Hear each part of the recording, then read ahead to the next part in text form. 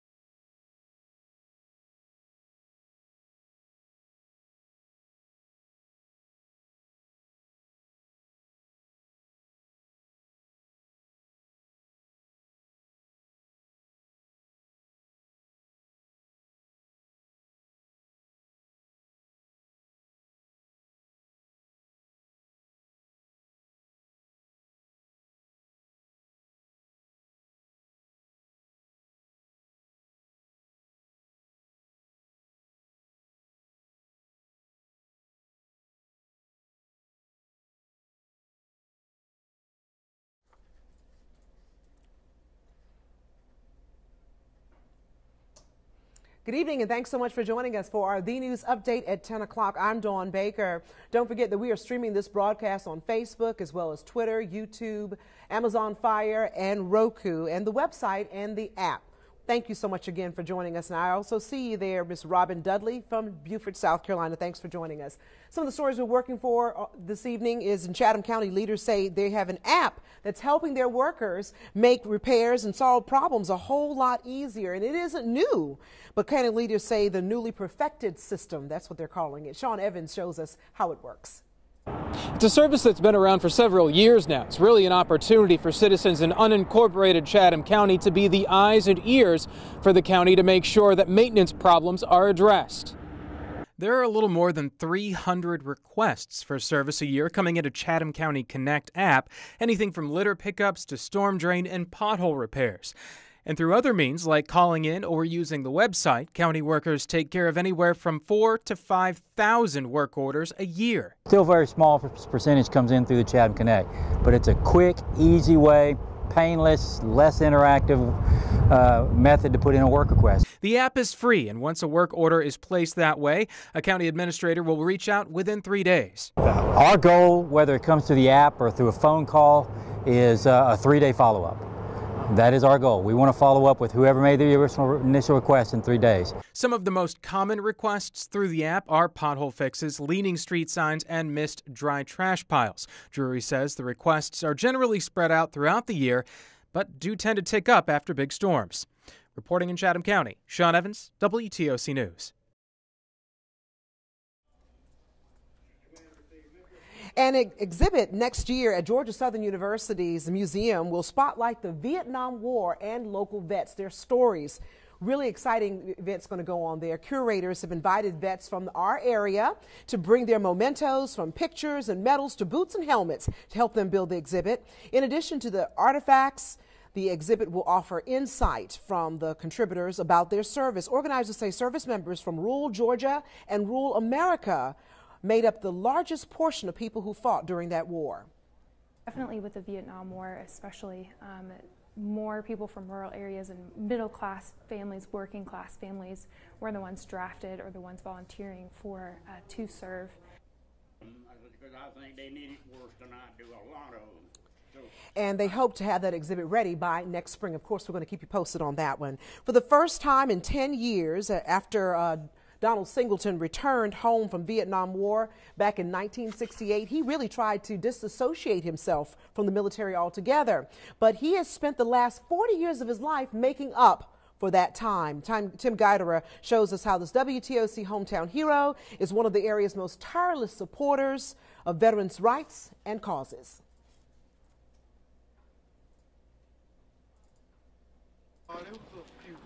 Some cold weather was not going to keep Donald Singleton from his favorite place in his hometown. Probably 8-10 times a year, I just come out here and walk around and look at it. Richmond Hill's Veterans Monument is one of Singleton's proudest pieces of work. He served on the committee to have it built, just one of many ways he has advocated for veterans and veterans issues over the last 3 decades. If it wasn't for the veterans in this country, we probably wouldn't have a president. We'd probably have a king or a queen or something like that. So veterans are very important in this country, very important. And all veterans are important to Singleton, who served in Vietnam with the Army. He was instrumental in building the Vietnam Monument in Savannah and bought the first bricks sold to raise money for the remembrance in Richmond Hill. He also has organized numerous trips to Washington, D.C. to make presentations for veterans' rights. We just wanted to let Congress know that they wasn't doing what they were supposed to do for veterans. They would talk about everything else, but they wouldn't talk about the veteran causes.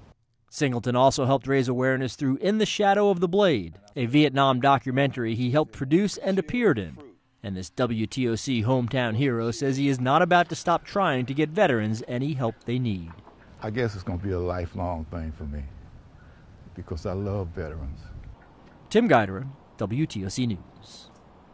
Mr. Singleton also says the most important advice he could pass on to any vet is to do their research. Look into the Georgia State Veterans Service and see how the organization can provide some help for them. Also got a comment here from David Kirshner, who says that the app that Chatham County has is really good. It works well, so he's giving it a thumbs up. I want to say thank you again to all of you who've joined us from Savannah and Beaufort, as well as Beaufort, Rincon, and Petersburg, Florida. Have a good evening, everyone, and don't forget to come on back for The News at 11, where we'll have the very latest news, weather, and sports. Have a great evening, everyone. Thank you again. Bye-bye.